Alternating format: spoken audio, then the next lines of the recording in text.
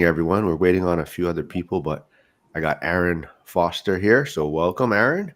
Hello, you beautiful people.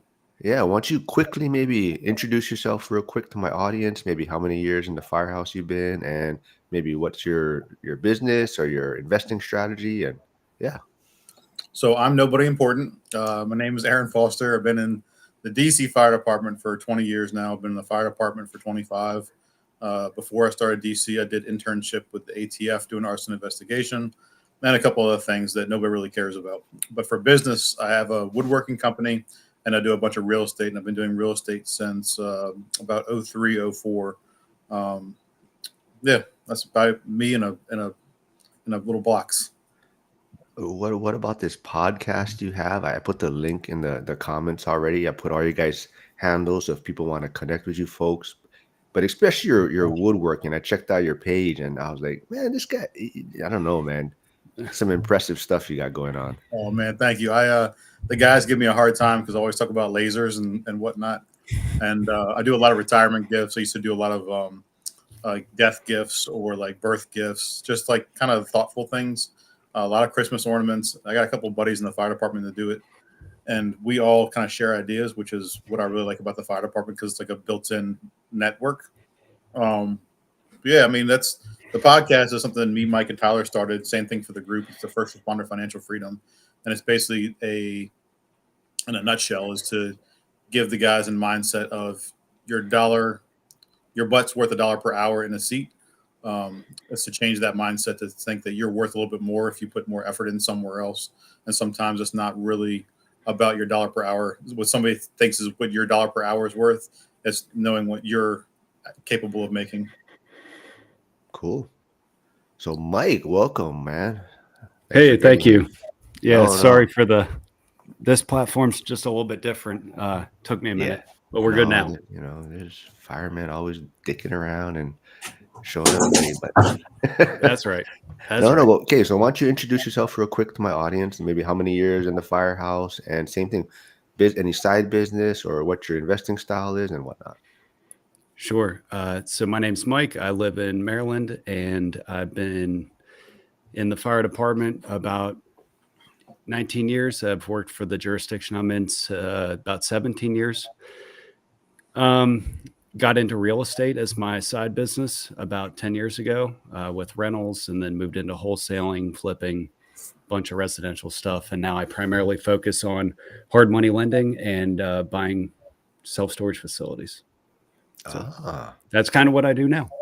I should connect you with Kevin. He's a self-storage guy on X. He's in the Bay Area. He's a firefighter in the Bay Area. Yeah, let's do it, man. Yeah. So he's been on a few times, but he invests in, I think, mainly like North Carolina, Kentucky area, his self-storage. Okay. Yeah. I'll connect you guys. We have a friend. So me and Mike went to a mastermind. A friend of ours, Ian, owns Equity Warehouse. They're former Baltimore City firefighters. Him and his partner Dan, they left Baltimore to pursue real estate. They did really well. And Mike actually from that mastermind, Mike pivoted and started picking up a bunch of storage unit facilities around his area. He's done really well with it. Me, on the other hand, I'm just buying into syndications. Well, we can dig into that. I've done one syndication and not too happy, but we can talk about that. But let's a lot of people consider us having probably one of the greatest jobs out there, right? Being a firefighter, being in the firehouse, but yet, like your podcast that you folks talked about, kind of why did you guys start it, or maybe what put you guys on this path to maybe thinking outside the box? Mike, you want to go first? Yeah, as far as the group goes, so it's First Responder Financial Freedom. It's on Facebook, and we have a podcast that comes out almost every week. The whole reason for that group is I was attending a mastermind in Texas that I used to go to 4 times a year. That's how I knew Tyler. And I kept running into firemen in these real estate circles. And I just thought it was odd because I never really ran into like a bunch of dentists or something like that. It was like, oh, firemen, so I started this group on Facebook without a single clue what I was doing, and I always joke we still don't really know, but we just decided the three of us get together and just start trying to normalize financial literacy and financial information for these guys, because like you said, it's the greatest job in the world, and pretty much it's like we, for the most part, we probably have all followed the same path to some degree. Like you get the job, you're set, right? That's what you've been working so hard for. You finally get the job. Now you're on the job. And how many times have you seen people just spend like crazy amounts of money, and then they're like just constantly working OT to supplement their life? And we just wanted to kind of like change the mindset around some of that and just share some of the information that we've had to learn the hard way. So. All right. So the podcast or the Facebook group, is it only for firefighters? No, we let a couple cops in. No, but seriously, it is first responder in nature. So we have nurses, we have corrections, detectives, police officers, firefighters, the kind of that community, if you will. Yeah. So for like you folks, I mean, was there a certain moment that maybe flipped the switch for you folks? Because I think a lot of people follow me, they know my story. It was really, during the pandemic or whatever you want to call it, like that time was really turned the switch on for me to realize like, shit, I'm in this bubble here. And like you said, you get the job, you feel like you're set, you have this pension, you have OT available if you need it. But I started to really see things different after that. So I'll tell you mine real quick. So I started investing in 0304 just because it was before the market crash. I didn't lose my ass, luckily, but I got caught holding the bag for a couple properties. But I did it just because my parents had one rental that we lived in, and then when my grandmother passed, we moved into her house.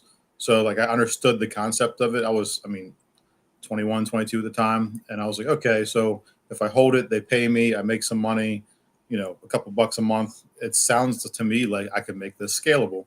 So I started like delving into it a little bit. And then after the '08 crash is when I really started pushing it a little further. And when I got hurt in the fire, I detached my ankle for the most part. It was a house fire where this guy tortured and murdered a family. I went to the floor, detached my ankle. The fire department told me that it was just a really bad sprain for about 9 months. Finally got an MRI. They said all the ligaments were detached. I had chipped bones, avulsion fractures, torn cartilage, a couple of things. And they tried to retire me at the time. I would make $18,000 a year. And for every dollar over that I made outside the fire department, I would take 50 cents off the dollar that they gave me. So for me, I was like, well, if I make $36,000 on a side hustle, then they take all of my benefits away from me. So for me, I was like, you know what? I need to do something to replace my income. And I know woodwork and I know how to make stuff and build stuff and handyman stuff. I was like, you know what? I'm just gonna start hitting the houses really hard. So that's when I started really getting into the game, I'll say. But once I replaced my income from the real estate investing, then I started looking at what else I could do for investing outside of that, which was the syndications and the tax liens and buying lasers and whatnot. So that's my little crux of a story. Well, you're being very modest because, like I said, I checked out your page, but here is his Instagram page. So go check it out and follow him and go see what kind of stuff if you want to order or pick it up. But he has some cool stuff there. That's the funny thing is that like I don't ship anything for the most part except for like Christmas ornaments. Oh, okay. And I don't just because it's scalable. I can go bigger if I want to when I want to. But it's just like when I used to work on motorcycles before I got hired by the fire department and everything else I did. I really enjoyed working on bikes and cars and fixing stuff up. And then it became a job, and I was like, I don't enjoy this anymore. So I want to keep it in that enjoyable phase. And another buddy of mine you might want to have on here at some point, he made, I think it was like $350,000 making Christmas ornaments and advent calendars 2 years ago. So can you replace your income? Yes. It just depends on if you go viral and what your effort you want to put into it is. All right, well, we got Late Start Wealth. Thanks for stopping by, John. But he says he built a fire station once. I know he's in Florida, but I'm not sure where he actually built the fire station. But maybe one of them Lego jobs. Yeah. Lincoln Logs. I'm waiting for him to chime in. Yeah. But so you, Mike, so what about you? Was there a moment that kind of flipped the switch for you? For getting into real estate? Yeah, or just really, like I said, thinking outside the box and Yeah. So I've kind of always had a little bit of a entrepreneurial spirit. Like I had my own car detailing business all through high school and college.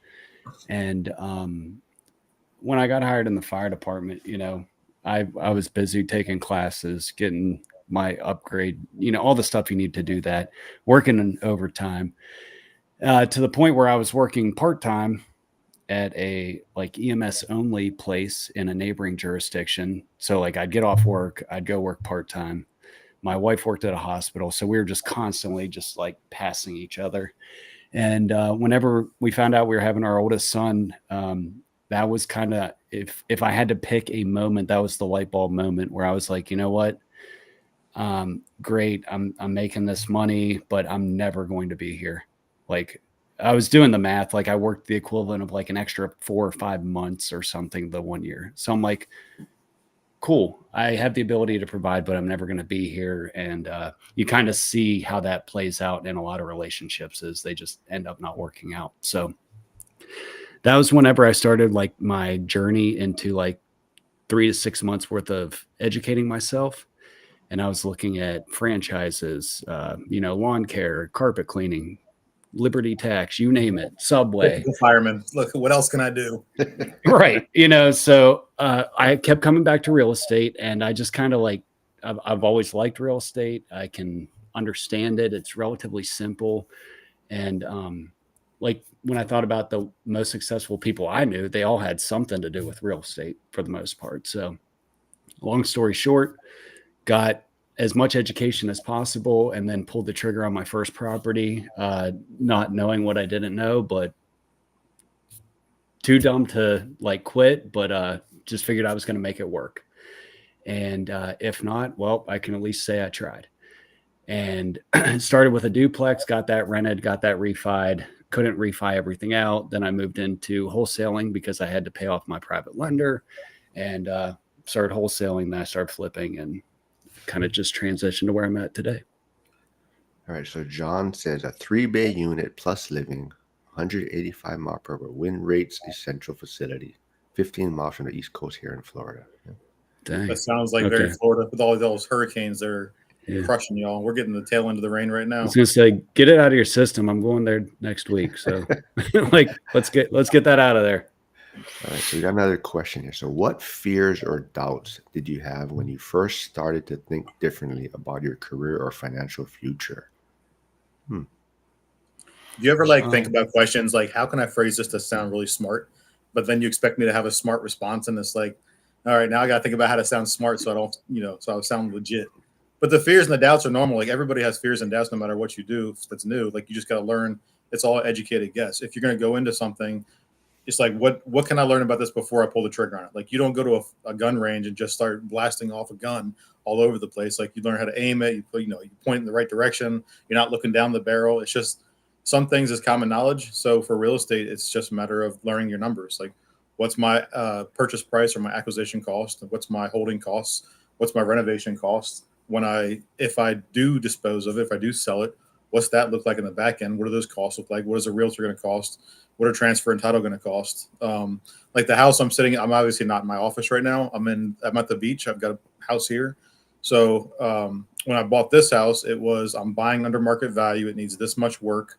I have to deal with the president flying in and the traffic that he causes, which I didn't know that was a thing until I bought here. Like there's just things to get us to learn about to get into these things. But once you educate yourself, at some point you need to pull the trigger. It's like shit or get off the pot. If you're not willing to actually go through with it, then don't waste your time spinning wheels because you can probably put that energy somewhere else. And I always equate this to two stories. First time you shoot a gun, you think, okay, I'm going to shoot it downrange. I'm going to aim it down there. I'm going to try to aim for the target. And then you pull the trigger. And it's very exciting the first time you ever pull the trigger. And it's like, okay, I did that. Like, I can do that again. And you just learn more about it. Okay, now I can sight it in. Now I can get a scope depending on what you're shooting and blah, blah, blah. Same thing for losing your virginity. First time you did it, you're freaked out. I don't know what to do with this thing. Like, how do I, I'm not going to go down this too much of a rabbit hole because I can see Mike and Mark both shaking their heads. But the first time you do it, the first time you did it, it's kind of like, oh my God, like, what am I doing when you're however old? And then as an adult, 40, we're all in our 40s now. It's kind of like, okay, it's just something else to do.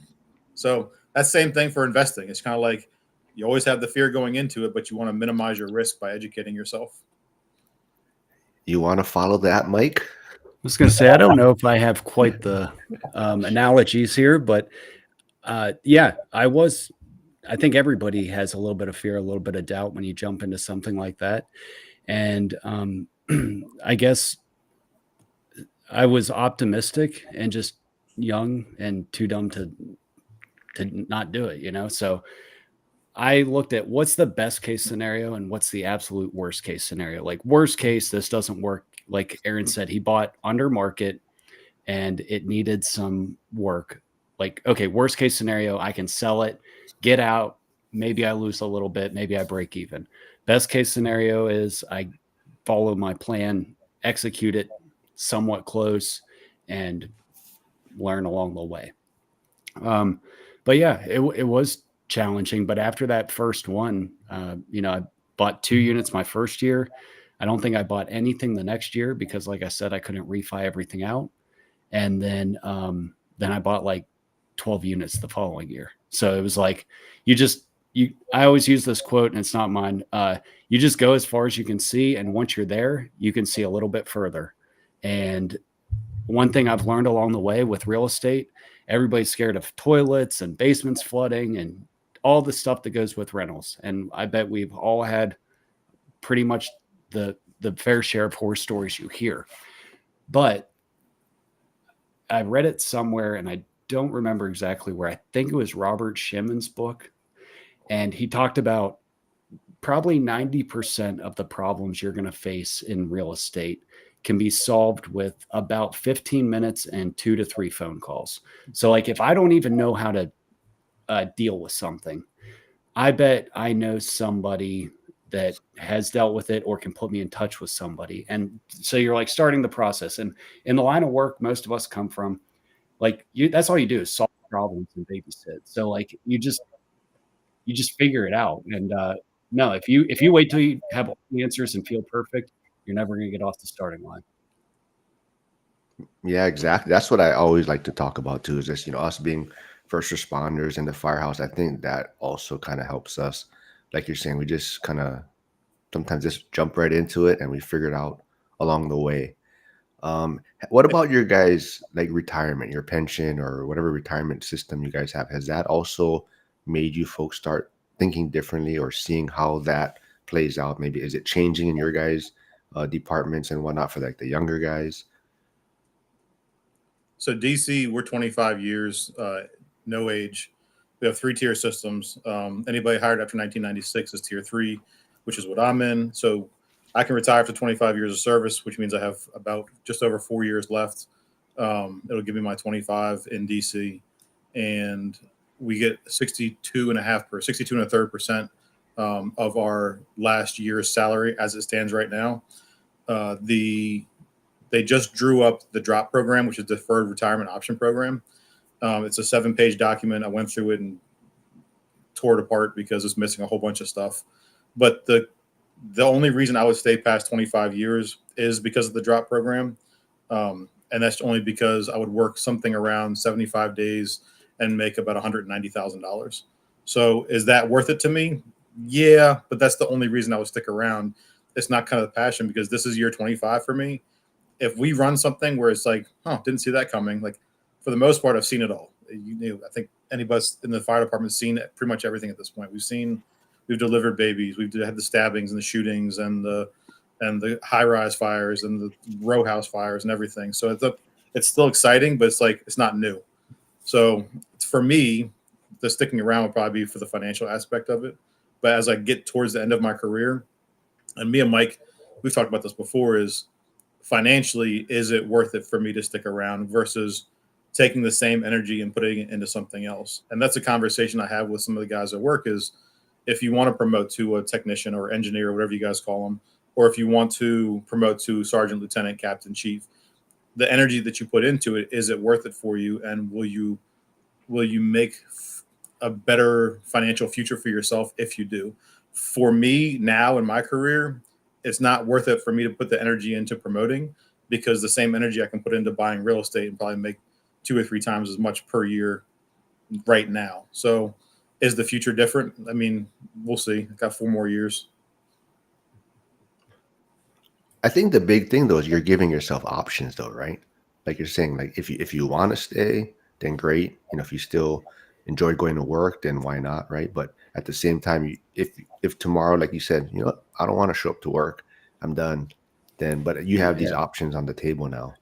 And creating wealth, that's what it does. It gives you more options. And of those options, they're better options. That's really what it does. And um, our retirement, I think, like most places, has changed. I got hired, it was 20 years. Now it's 25. I have just over 3 years until I'm eligible. We have the drop program also. And like Aaron said, financially, I don't know. It might make sense, but the biggest thing I am concerned with is the time freedom. Um, I've made a decision that when I retire, I'm retired, and nobody will tell me when I have to be at work, holdover days, none of that stuff. Like wear this, you can't say that. You know, we're not following all these dumbass policies. I'm not saying we have them. I'm just saying, like, we're not going to follow this or do that. Like, I want to be the captain of my own ship at that point. So, but I saw I still enjoy going to work. Like I can't say I hate the job. I still enjoy it. Like I have a good crew. I work at a good firehouse. Like no complaints there. But whenever that chapter's over, it's going to be over. Not. But like you could have a chief come in, right? What the next day, a new chief in your guys' department, right? And just Absolutely. wants to change everything or implement new things, and but you have options to be like, you know what, I'm not doing this, or I don't want to Yeah. do this, or right? I mean, I've no intention to not finish out my career. Like, you know, like I said, a little over 3 years until I'm eligible. It'd be, in my opinion, foolish to not see it through, if nothing else, for personal satisfaction. But I don't. If everything goes as planned, I have no need to like stay to max out every red cent. You know what I mean? Like, there's some guys that are going to stay every minute they can to milk every dollar into the pension, and I just, to me, the time freedom is worth more.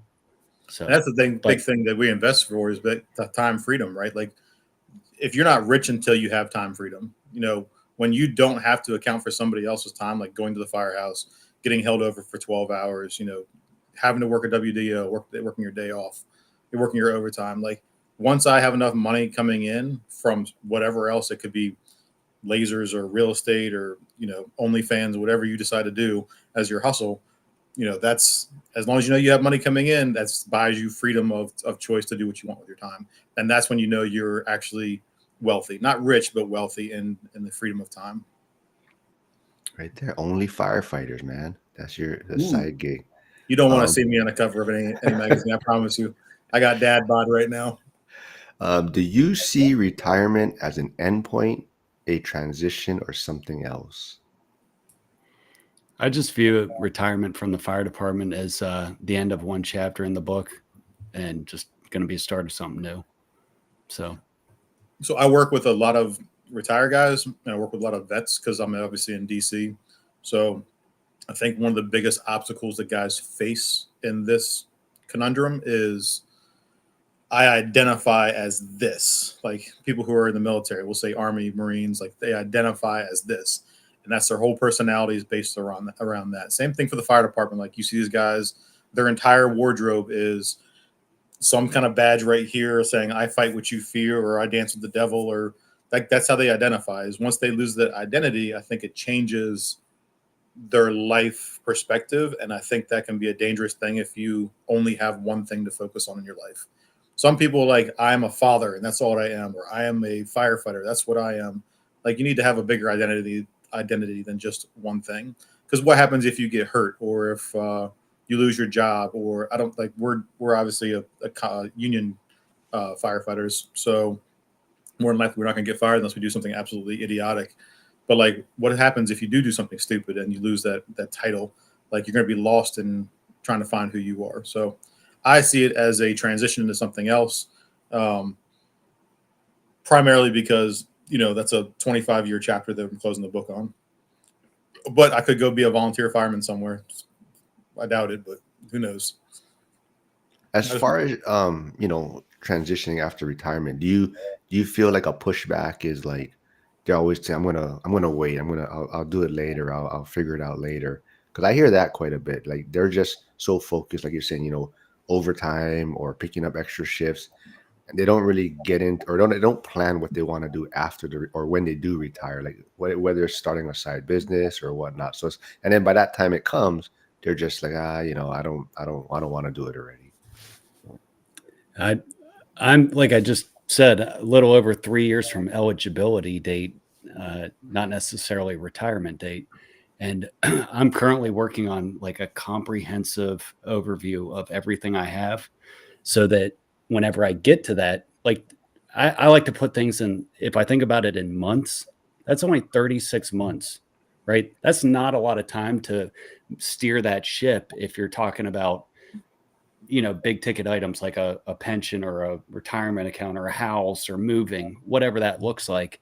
So what I'm doing right now is I'm spending a couple $1,000 to sit down with somebody that specifically works with firefighters so that we can go over everything I have going on and kind of say like, I feel like I have a good handle on it, but I want that other person to sit there and say like, hey, did you look at this? What about that? Almost to like challenge me a little so that whenever I get to that point, I don't have to sit there and say, okay, I'm eligible. Oh man, I really want to retire. Or to Aaron's point, you get an injury or whatever, the new chief. And then all of a sudden you're like, oh crap. And you're playing catch up. And now you are coming to work hating it. And you got to wait another 4 years because you didn't plan accordingly. I don't want to be in that boat. So I don't think you can ever start too early on that. But I get it. Like you get out of recruit school the first couple years, like you're not worried about 450. What, like I'm good, man. Like let's go to jobs. Like then all of a sudden you have kids, you get to your 40s and you're like, man, maybe I should pay attention to this, pay attention to that, and think about these things. So I'm just thankful that it hit me about 10 years ago and not like when I'm ready to walk out the door. So There's other things I like think take into account. Like Mike, you like scalability too, right? So like everybody's different in their goals. Some people they want to scale real big. Some people like I have my core whatever 3, 4, 10. So like Mark, I'm gonna ask you this too. What do you think? Do you have a stopping point? Do you want to scale bigger? Do you want to have like indefinite amount of investment properties? Like where do you guys see yourself? So I'm not sure if you guys follow. I'm a big follower of like Dion Financial Talk also, and we always tease. He has these Dionisms, and he looks at things a lot differently. And actually, cash flow is freeing. Who's here? He also kind of comments on something that Dion talks about: is you need to retire to something, not from something. But he looks at it as he wants the most or right amount of cash flow with the least amount of doors, right? So he's looking at it like at a cash flow number with the least amount of headaches in a sense. But that's also just knowing who you are. Because some people they want to scale big. They love it, they enjoy it. But I think what we're talking about too is also more just having the time freedom. And for me, it's yeah, I don't love real estate as much as a lot of other people do that can talk about it 24/7. But I do like that aspect of like financial freedom and building wealth. And, so for me, it's just getting a certain amount of cash flow. I'm looking at maybe 50, well, without not including my pension, I probably want 15K a month, 15 to 20K. And that's probably more than what I need, especially if I'm not living in Hawaii full time. I mean, that's definitely enough for me, but that's the way I'm looking at it. Mike, what about you? With scalability? uh,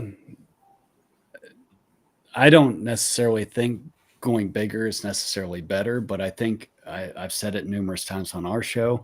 Like you got to figure out what you want and run your own race. I'm not saying don't use other people as like either motivation or education, but don't try and do what they're doing necessarily. Like right now, my goal is to keep scaling our hard money business because I see the dividends it pays for the amount of quote work that it takes. It is work, but it's different, and I can run it from my laptop and phone basically.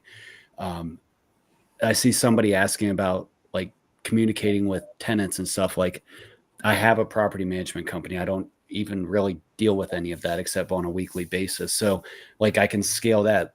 I could take on more rentals, but that's not necessarily the goal. I like what he just said about, you know, let's get the least amount of doors with the most amount of profit. Like that's really the goal for me. We talked about that before. If we can do one deal to Yeah. make $1 million or 10 deals to make $1 million, what are we going to do? That one deal, because it's Right. less of the two work. Yeah. And I like, we were talking like right now I have in self-storage, they usually refer to everything in square feet instead of doors, just because it's more equal to equal. We have just under 60,000 square feet of storage. So, which is actually really small when it comes to like that world. But when I look at what that brings in a month, and the amount of work that goes into it, like it would take me 100 rentals to do that.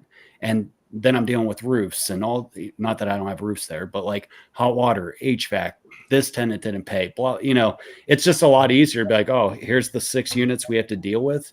Great. We overlock them. We take pictures, we auction, move on. It's very systematized. I don't have to, there's just less moving parts, but there's a lot more people to have moving parts. There's more people, less moving parts. Is basically Less the things best to way I can repair put when it. they decide to like clog the toilet or like shoot a gun through the ceiling or whatever. Right. Yeah, every time I talk to you self-storage guys, I get more intrigued by it. But so yeah, Ariel's the one that had the question, tech and real estate. So thanks for stopping by. She has a super awesome YouTube channel and a Okay. Facebook group. But she was a full-time worker and she's a software engineer. But so she's also came up with a super awesome product called Coffee Closers. So if anyone wants to check it out, you can try it out for free. But it also helps you kind of find properties, find deals. It basically you put in your buy box. It helps you find markets, evaluate markets, and then it'll email you properties that fit into your buy box directly to your email. So you can Okay. basically notify your agent right away. Hey, I want to take a deeper look into this property. Are they all on market properties Nope. or any So off I get market? they just included some off-market stuff, and it also has different calculations that you can put in. Like, what's your investing style? Is it short-term rentals? Is it BRRRRs? So that's how it evaluates the deal. So you put in your buy box. You can look up rent comps, but yeah, it's an amazing software. So you can go Yeah, check it check out. But that she's out. doing cool stuff out there. So go subscribe Ariel, to her did we just YouTube become new channel. best friends? She's my Oh, new best friend. well, yeah, her YouTube channel's there. Her software company's there. So go check it out. But To, yeah, I mean, what to is answer that? the question though, so obviously 9 to 5 people are going to be different than shift people, and we talk about this in our podcast. Is they used to work the federal shift schedule, so it's like on off on, and then 4 off or something like that. And then the ones around here, they either have 24 hours on, 48 hours off, and then a Kelly day, which is a day off after 4 rotations of that or something. But DC, we work 24 on, 72 off. So for me, I have more time freedom on my 3 days between my 24-hour shifts. We end up working a 42-hour work week. Mike, I'm not sure what y'all's schedule is. I can't remember. Is it 24/48 or 24/72? 24/48 with a Yeah, so Kelly. like depends on how busy you are. Like on your 2 days off between, are you getting slammed at work and you take the first day to recover and then the next day you're preparing to go back to work? It depends on how busy the companies are and what kind of rest you can get and how much you need for rest. Obviously, I've got a 1-year-old, so I'm not getting any rest. Yeah. But I would say not having a normal schedule has been good overall. But I have been on a 9 to 5 per se schedule. I've been, when I got promoted, I got sent to the academy for the second time and was running recruit training. So I was working pretty much like 5 a.m. to 5 p.m. every day. And then I had a commute. So that was challenging. But the one thing I'll say is that was the second time I had been moved to training.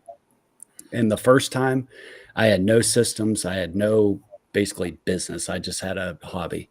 The second time it happened, I had already had a virtual assistant that was working full time. Now I have two. I had a business partner for some stuff. So we had a lot more systems and processes in place. So whenever I did get that transfer assignment to the 9 to 5, my business actually continued to operate and actually grew a little bit while I was in that role. So, but I think it's pretty tough to argue with the 24/72 model. I think you got a leg up over people with a traditional 9 to 5, in my opinion.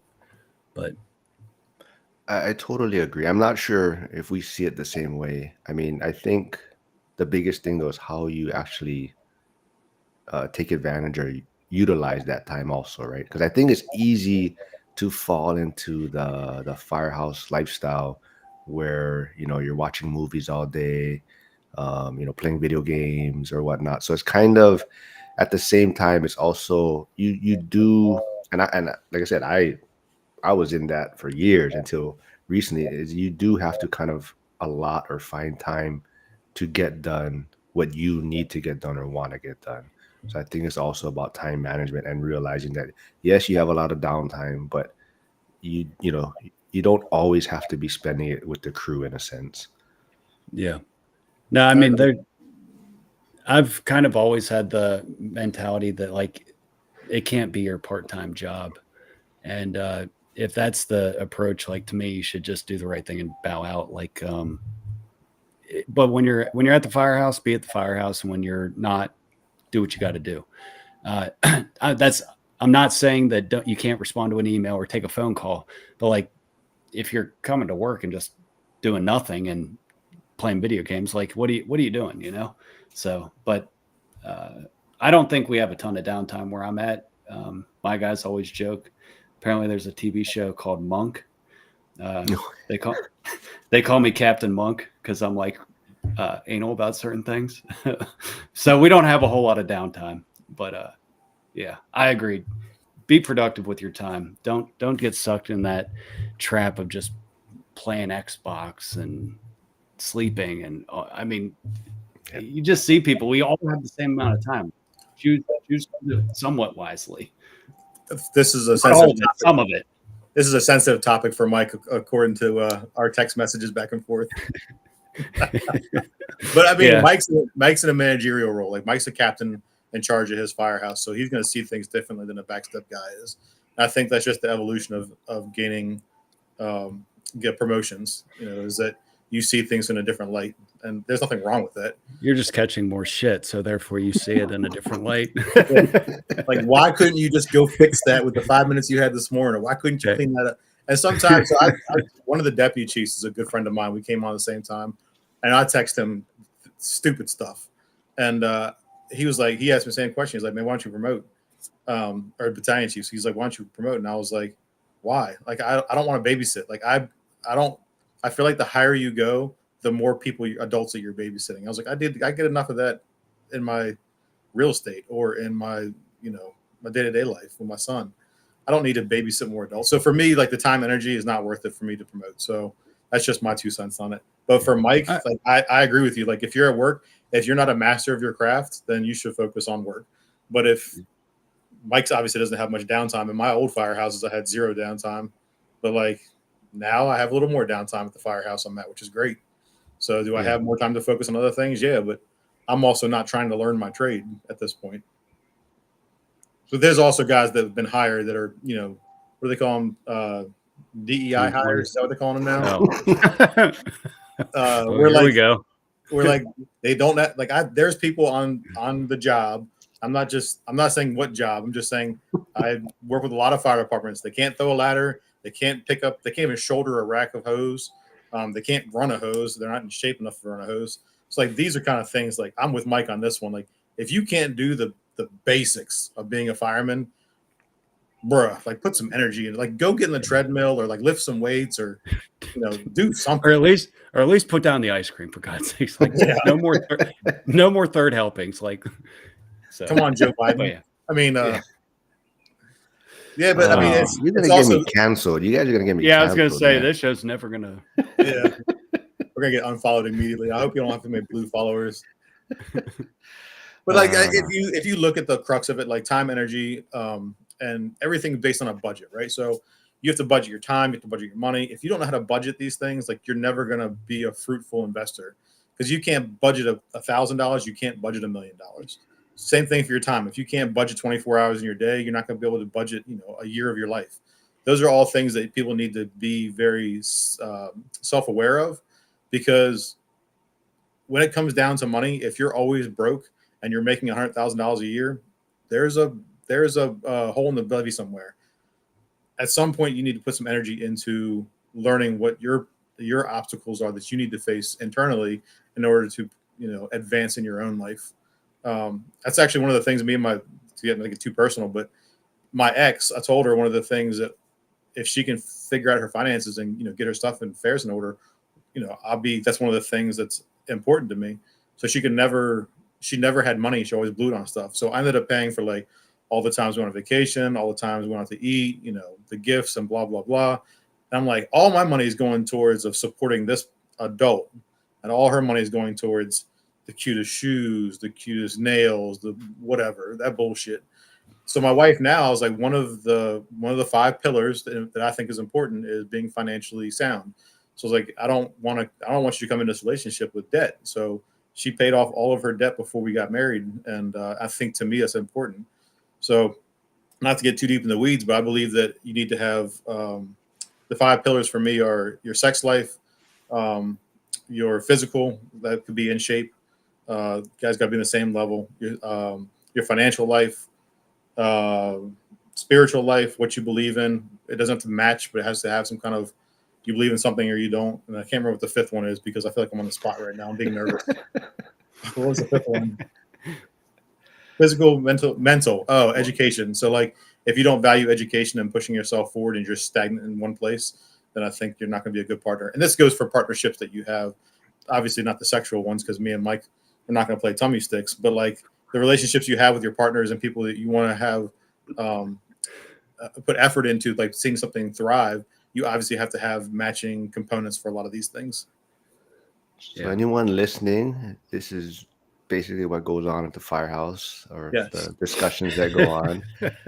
But you mentioned education, so let's kind of dig into that a little bit. Do you think like traditional education school is the way to go now, or going to college after high school? I think that depends on what your goal is. You all right, Mike? Yeah. if you're gonna be a cardiac surgeon, like you probably should go to formal higher education. If you're looking to start your own business, I don't think it's necessarily needed. But I think that the pedestal college was put on over the last like 20, 40, 50 years, I think has slowly gone down. So man, Aaron's gonna dig into this. Mark's question, I think you could probably guess. I saw that same reel, Mark, and then I saw all the follow up content of her getting roasted. Honestly, I'd like to see how many guys can't do one pull up. That's where I was going with it. So for the degree though, like, so what's your goal? I think so. I live in a college town. I live by University of Maryland. I live in College Park, so I see a lot of young people who are going into college. And I see a lot of graduates all the time, and it really depends on who you are. Like, what's your use for this? If you're going to go to Yale or Harvard or Rutgers, one of these top tier schools, a lot of that is networking, and it's going to promote you in your future. Is just helping you move forward. But in terms of the education itself, like it has to have a job marker for what you're going to focus on. Everybody says, underwater basket weaving is not a real career. So why would you waste your time putting effort into that? Now, can you learn how to study while you're in college? Yes. But should you know how to study before you go to college? Also, yes. So is it necessary? Yes, to a degree, but not depending on what your course of action after you graduate is going to be. It does good for a lot of people, but it's just 4 years of partying a lot of times and learning how to grow up. And I don't think a lot of how do I say this? A lot of firefighters that don't grow up ever. I mean, we're 40, 50-year-old, 12-year-olds. But at the same time, like, I think a lot of us come from a blue collar background where the stuff that we could have learned as a young kid is not going to be like the street smarts is not going to be the same as somebody who grew up in a white collar family. They're just two education levels. See what you're doing, Aaron? Nikki, one of my regular viewers here said, when did this become a sex and politics show? Let me be clear, Nikki, because I grew up in DC. It's all the same bird, just different wings. It's all show, and they're all dirty. And for sex, I believe in a man and a woman. Oh boy! But if you have sexual preference, if you're gay, that's the thing. Is like we make fun of it. This is Firehouse talk. We make fun of each other all the time. Like, I went to the academy with 2 gay guys, and the joke is always like, "Oh yeah, I used to shower with them all the time," and it's true, we did. And it's just, I mean, it doesn't make him not my brother and not a friend of mine. It's just jokes. It's how we are. So I think you have to be around it to really understand it. I think I gotta screen my guests more often or better now. Mark's I made the biggest mistake by having Aaron come on here. I should have just had Mike. Where's Tyler? Mike, you're welcome back anytime. Tyler. But no, it is it's all good fun. But yeah, I like good people, man. Good people are good people. Bad people are bad people. I don't care true. about any of the other details. Yeah, race, religion, culture doesn't matter. As long as you're good, you're good. Yep. Totally agree. Well, I mean, this was a great discussion. I mean, yeah, call it an eclectic discussion here. No, I mean, I think there was one. I think I had one more. Where did it go? There was one that said, "Do you feel more in control yeah. of your financial future?" Yes. Yeah. Do you feel more in control of your financial future now compared to before?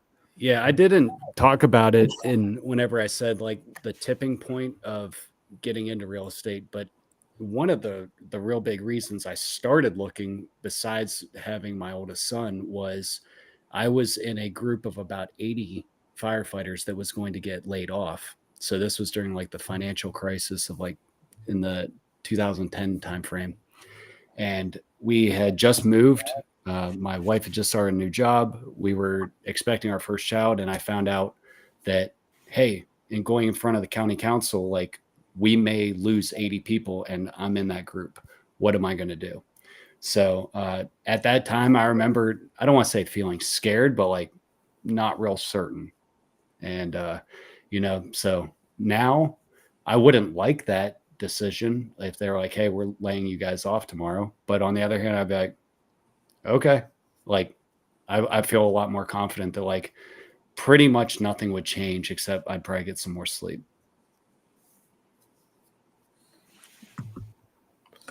Hey, Mark, before we move on, can we actually just like give some numbers and ideas and like have like what we look for in real estate investments? And can we talk about that real quick? Oh yeah, go ahead, man. Whatever you guys want to talk about. Well, not whatever, but just, I was like, oh, you're opening the door there, buddy. So, have we not learned anything yet? No. You don't want to tell them that. I think I can mute you from here if I need to. I should learn how to use it. Little late on that one. Yeah. Oh God. So for me, when I look at real estate investment, I want to make a net profit of at least $400 a month. And for me, the only reason is $400 a month ends up being what's that? $4,800 a year is the profit margin. So, or in your net profit margin. So if something breaks at the house, that $4,800 should be able to cover the cost of whatever that might be that you didn't expect. You should have CapEx or capital expenditures in mind when you buy houses. Now that could be a new HVAC system, roof, windows, driveway, whatever it might be. All this needs to be taken into account. So for me, $400 net profit after the property manager, after my CapEx, after taxes, those are all important for me to factor in when you look at real estate investments. So real quick numbers for me, the easiest way I look at properties is, I'm going to pull a calculator out here right now because I'm exhausted. So when I buy a house, we use round numbers. Say I buy it for $100,000. I usually pay somewhere around 8% for prepaids, 2% closing, transfer titles, all that stuff. So $100,000 house, I'm actually buying for $108,000. Okay. Say I plan on selling that same house for $200,000. So I'll lose about, say, 5 or 6% to realtors and 2% to transfer and title. So I walk away with, let's see, what is that number? So I'll walk away with 184,000. So you take that spread of 184,000 minus the 108,000, and my profit spread is $76,000. Now, $76,000 has to account for renovation, holding, repair, anything that might need to go into this house, right? And a lot of people, when they calculate numbers out, and I just did a post about this in our first responder financial freedom group, is a lot of people are get a very narrow spread, and there's no money to be made. And I see a lot of wholesalers don't take the expenses in the front and the back end into account. So like the one property I posted about, the acquisition was 775 plus closing. After repair value was 1.15 million. This is a property just outside of DC. So your potential profit margin was $220,000. I think his after repair value was about $100,000 too high. I think it would sell for about $1 million. So off the break, my profit margin of 220 goes down to 120. So what happens if my holding cost gets extended, or a pipe bust, or I need to, do something more? $100,000 profit on $1 million investment is not enough for me. There's not enough meat in the bone for me. And the bigger the number is in these houses, and especially in expensive areas like where we're all at, I think it becomes more dangerous if there's not a more meat in the bone, or a bigger financial benefit for you. So you mentioned syndications earlier. I mean, is that you? So you're primarily in syndications now, or that's your? No, I just throw money at it because I'm too tired to do anything else. So Mike and I say the same mastermind that we were in before. Our friend Ian Hurwitz and Dan Math own Equity Warehouse. They're the ones that left Baltimore City. They're doing really, really, really well. I'm not going to say how much, but I put quite a bit of money into a syndication with them. It's an 8% return with an equity position on the back end for a 5-year period. So for me, I know what my projections are. Every quarter I get a paycheck. And then after the 5-year period, I get all the money back, and then I get an equity position. And the only reason I did that was the equity position. It's like a lifetime payment. The other option was a 10% return for 5 years paid quarterly, which I'm completely hands off. I don't make any decisions. I don't have to pick a color paint or fix a faucet. All of my just goes out. Can I make more of a return on something else putting the same money into it? Probably. I can probably make a whole lot more money, but then I'd have to use brain power and think about it, and then I have to take action. And I swing my own hammer a lot of times. So I'm doing a lot of my own repairs and building and renovations. So this is a way for me to step back and just have a projected amount of income coming in. Mike, that's one of the reasons that, Mike lends out money now, is because now he has a projected amount of money that he can get returns on. So I would love to get into both storage and lending. It's just not in the immediate future for me. What he said. No, I know you have to go soon, so if you want to wrap things up for yourself. I have a meeting at a flip that I'm doing that like I said, I'm going to Florida next week, so I'm trying to stack a bunch of stuff in between now and Saturday. It really depends on what the deal is. That kind of dictates my criteria a little bit. Like a loan is going to be a different criteria than if it's a storage deal versus a rental. But you just got to figure out what makes sense for you. But yes, I agree. A lot of the social media math you see some of these people post is a complete joke. And I would say get yourself a good mentor, somebody you can trust. Take advantage of resources like this, and just make sure you're not getting taken advantage of. Yes, there are some syndications that will never pay you out because they never comes to an end. So be careful about who you get in bed with these things. Like, they have to have a good reputation. They have to have experience. You can look up a lot of this stuff. A lot of these gurus you see, they're just parroting everything. It's the same shit over and over again, but they don't have the experience or knowledge or background to actually teach you about it. And that's one of the things I like about having the thing that Mike and I have going on is that we're not getting anything financially beneficial from this. This is just trying to teach somebody a different mentality. Yep. 100%. And it's cool. Like, because just before we got on here, while my phone's updating, like I got a cool text like, "Hey man, thanks for what you guys put out. It's super motivating." But I'm like, cool, because a lot of times you're like, does it really matter? Like, is anybody even paying attention? But it's kind of cool, man. What would be the smallest storage unit property you would buy? Well, the smallest one I ever bought was 24 units. I sold that. I bought two that were like, one was 24, one was 37. Too small. I wouldn't mess with it. Personally, if it was like in your backyard or somewhere very close, I would maybe consider cutting your teeth on that. But back to scalability, a lot of your costs for the phone system, the software, the process, blah, blah, blah, it's going to be the same cost on a 24 unit facility or a 115 unit facility. So I would say at this point, I wouldn't really want to buy anything under 10,000, but really I'd like to be 20,000 square feet and up at this point, just because it's the same amount of work for 20,000 square feet as it is 9,000. But you have more units now to spread that risk out. You got more tenants, more cash flow, and it just reduces the costs of the fixed costs. So my VA can run a 20,000 square foot facility with no real additional work than the 10,000, but I got an extra 10,000 square feet of space to rent. So, but then you talk to guys that they probably won't buy anything under 50,000. So it's all in what is your kind of wheelhouse. Awesome advice, man. Yeah, I'll connect you with Kevin in the Bay Area, and we'll do this again. This was a lot of fun. I mean, yeah, we'll censor Aaron. Tyler can make it. Yeah. But yeah, me and Aaron will hang around a little bit after, I guess. Yeah, awesome. Well, thanks for having me. I appreciate it, and I love what you're doing out there, man. If I can do anything for you or any of the folks listening or watching, please don't hesitate to reach out to me. Yeah, my contact info is on here. All right, man. Thanks, Mike. All right. Thank you, guys. Mike, have a good one. Talk to you next week. All right. See you. All right. Where's the mute button on you? Me and Mike and Tyler can try to actually still put some more content out in the next couple of weeks, just because we want to have people, we want to give knowledge that people can actually hold on to.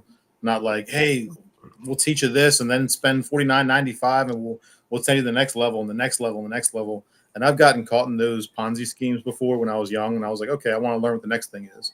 Like, oh, for $5,000, I'll teach you this. $10,000, we'll teach you the next step. I'm like, you guys are just. There's a lot of information out there on YouTube and obviously TikTok and Facebook and the Financial Firefighters podcast by Mark. Oh, thanks, man. It's going to be canceled after today, but check it out before it disappears. No, but I totally agree. I think but I think like you're saying, there's so much like information for trying to evaluate properties and all these type of things. But I think it's really the mindset of just taking that first step and being around others to kind of push you forward and realize that it can be done. And I think that's the number one thing. And like you've touched on too, we've all made mistakes, but it's part of the process. But it's being around other people that's going to help you get through those challenges. And you're talking about evaluating what was it, $400 cash flow is kind of like my net profits, my minimum. So I think the only thing I would say to that though is I would look at it more from like a yield or cash on cash calculation. Mm-hmm. Because what if it's a $1 million property, right? With $400. So if it's $100,000 property compared to $1 million property, would that $400 net profit still be worth it if the properties were different, right? I mean, it's all subjective, right? Yeah. So $1 million property in, say, Poughkeepsie, Idaho, might be this 30,000 square foot house with this big driveway, and I mean $1 million condo in DC is not unheard of. So yeah, I mean I think DC broke the $1,000 per square foot about 10 years ago for new builds. So in some parts of DC you might get a 1,000 square foot condo penthouse for $1 million. So will $400 a month pay for all the repairs in that condo? I mean, they actually might. You're paying to live in a certain area. So it just depends on the situation. I don't like having a lot of financial exposure, especially right now because there's so many unknowns. As we've talked about politics a little bit, you hear a lot of whispers living in the DC metro area about what's going to happen. It's a lot of chess moves. It's not checkers. So with the whispers, I'm very, very, very conservative. A lot of my friends who call me about investment properties, they ask my advice because I am so conservative with my finances. They're like, "What do you think about this?" I'm like, "I think you're buying a headache, and I think you're having too much financial exposure. And if something happens to the market, you're going to lose your butt." So to me, I think it's a lot of subjective finances, but I'm also not buying $1 million properties because I don't think the return on investment's there personally. Yeah. Like the house I'm sitting in right now. What did I buy for this one? So before I had my son, my goal was to flip a house in 1 month last year. So last January of 2023, I bought a house off market from a wholesaler. I flipped it in 1 month. I made something like 70 some odd $1,000. The money I made off of that, I did a 1031 exchange where I don't pay the capital gains interest or capital gains on the profits. Took all the profits, roped it into the house I'm sitting in now. I think it was this house actually. No, it wasn't this. That was another house. But the whole point of it is that I minimize my taxable exposure because Uncle Sam's going to take usually between 20 and 40% of your income on the profits. And then how do I avoid that? For me, it was 1031 exchange. And that's what I think a lot of people miss out on is financial literacy, is to understand like there's ways legally around paying taxes on certain things. Yeah. And I guess, we'll wrap things up pretty soon, but since we kind of been talking about politics somewhat a little bit, does it matter who's the next president? Is that going to affect your investing strategy? Yes. So right now, this is history. The federal rates are not supposed to be controlled by the elected officials. But when Reagan made office years ago, what was that, 40 years ago? The highest interest rates in the U.S. history were in, I think, in 1981, and it was somewhere around 19 or 20%. He pushed the feds to lower the interest rates because they were worried about the economy collapsing.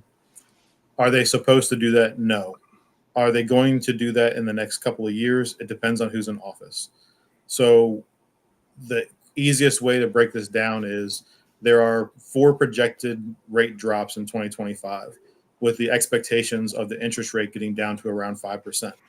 So I can make my projections off of having a steady interest rate for a while, what I can buy, what I can refinance, the income coming in off of it, blah, blah, blah. What I can't control is the taxes, the insurance, if they inflate that.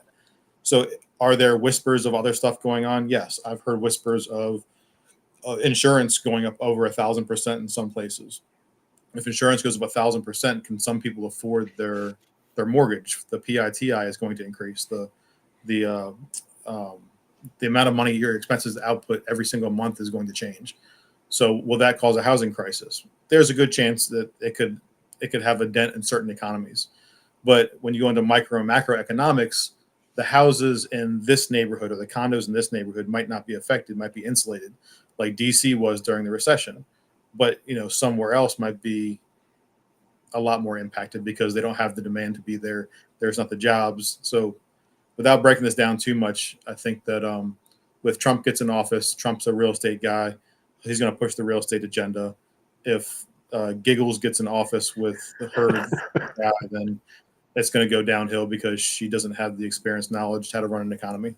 That's just my 2 cents. And that's what most of the people in my world believe as well. Now, I'm open to learning more. And if you have a difference of opinion, then by all means, I'm open to learning about it. But you got to come with an educated conversation because a lot of people could argue about this stuff with emotions, and it's not worth it to me. Not the energy. Yeah. No, I think it's exactly what you said. And I think the important thing, though, is like you're saying, you do see both sides. So it's kind of like whoever is in office will kind of dictate how you're going to invest or what your plan is, right? So even though you may not, people, some people don't want to get too into politics or get so involved in it, but it is important to kind of know who's in office and kind of what their policies are, because that's going to help you kind of maybe, like you're saying, kind of plan for your next step, or what your vision is going to be. Like if so and so is in office, then I can kind of see things going this way, and my strategy will kind of be tailored a little bit to succeed in that environment. So I think, as much as people don't want to talk about it, and I talk about it a lot more now than I ever did 6 7 years ago. So maybe we can do a live on that one day, just strictly politics stuff. But yeah, I Oh, think it is important to do have some understanding of it. but working in DC and growing up in DC, like it's just like Tucker Carlson. Like he's from the DC area, and grew up around here. Same as RFK. Like they have more insight into the inner workings of how the government works from being here. Um, like even if you go out in Capitol Hill, if you go to a bar in Capitol Hill, the conversation is not like, "Hey, good to meet you. How are you?" It's like, "Hey, Mark, who do you work for? Who are you connected with? How long you been in Capitol Hill for? What can I get from you?" And it's a different mentality. And a lot of people hold these. It doesn't matter if it's red, blue, or in between. I don't care. They're not all roses. They're all infallible, just like we are. You can just Google like legislator misconduct database, and it'll have all of the arrest records. It'll have the domestics and the lawsuits they have against them. And a lot of people hold these elected officials up on a pedestal, but they're not. They're infallible, just like we are. They're just. I don't want to call anybody out, but like you hear about the overdoses, or the drug problems, or the misconduct with their marriages and shit like that. So a lot of these people who are making decisions are not any smarter than you and I, and some of them are a lot Well, less smart. yeah, I hope they are, but I mean, They're not. I promise you, they're not. I yeah, I promise mean, you. being in Hawaii, like I kind of talk about it, kind of in a bubble for so many years, and very, very blue state. And it's just, the more I started realizing things and my mind being opened up, I think that's really what pushed me down this path of financial freedom, and just really taking control of your own finances and your own wealth, and not really relying on anyone else. And like we talked about, as great as the job is, as great as the pension is, and it is a great option. I mean, but at the same time, you do want to probably give yourself other options out there. And I think that's what your podcast is all about. That's what my YouTube channel is all about. We're just trying to help others. Not, I mean, of course, we're trying to tailor it to first responders and whatnot, but we're willing to kind of help everyone, share our journeys. But yeah, I put your guys, um, first responder financial freedom, channel in the comments. Sweet. Thank you. Your Instagram channel, like I said, you're being very modest, very humble about what you're doing out there. But yeah, yeah, it'd be cool if you could send, if you're gonna, if you do you people can order Christmas ornaments and Yeah. stuff? So Oh, usually, like a lot of times, obviously, because my world revolves around first responders, it'll be like a patch or an ID from whatever firehouse or police station they're at, or whatever military group they're in. Like I just did a bunch for the guys who are on Air Force Two, who have SecDef, VP, um, the secondary outside the president's office. Yeah, like stuff like that's just cool. Like it's nice for me. Like I think that I'm not going to make anything that's outlandish in my mind. Like, I want to make stuff that's I can hang on somebody's Christmas tree and they can look at the rest of their life. And I think that's a kind of a wholesome thing. yeah. Well, awesome, man. We'll see if I get canceled after this. You But won't. if not, we Our can. If our podcast is much worse, so they let us stay. oh shit, man, I didn't know that. Well, No, no, no. It's just it's if you're gonna have firefighters and cops on, it's gonna be a firefighter cop topic attitude. And it's just yeah. I try to taper my conversations and my podcast, my interviews to like the demographics of the podcast. Sometimes I just go off on my tangents. No, I So mean, it's fun. I mean, that's what I love doing. But yeah, I'm glad we got to do this, and we'll do this again. Hopefully, Tyler can make it next time. And so we gotta schedule another one. Hopefully, he gets the time right next time, though. well, it's rough when you have like two East Coast Yeah, guys, a yeah, California guy, and a Hawaii guy. What are yeah. you 5 hours behind, right? So what is it like? What is it?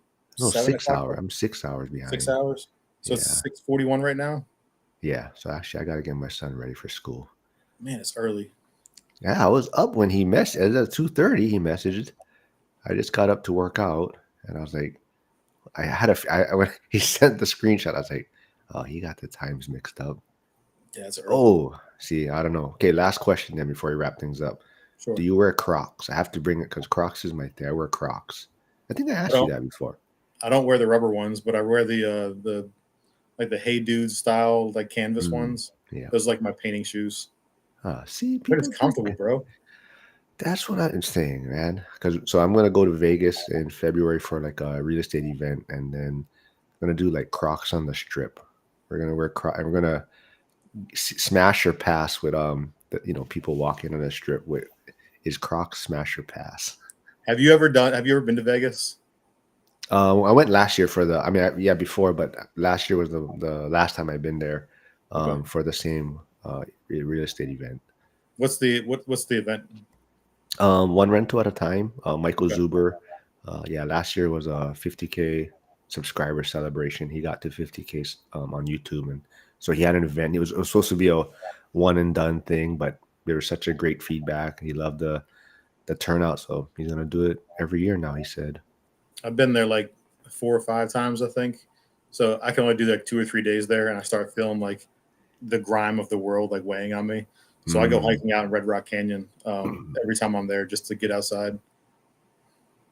I highly recommend it. If you guys go out there, if you're outdoors people, just don't be that person where it's like the dead of summer and you decide you want to go hiking in Red Rock Canyon when it's 120 degrees out and you don't have water, and then you call the fire department because you didn't think about it. Job security. Don't be that guy. All right, man. Yeah, we'll schedule another one. We'll do this again. All right, brother. I appreciate you having me on, man. It was fun. All right, man. Thanks, man. Bye, everybody. Bye.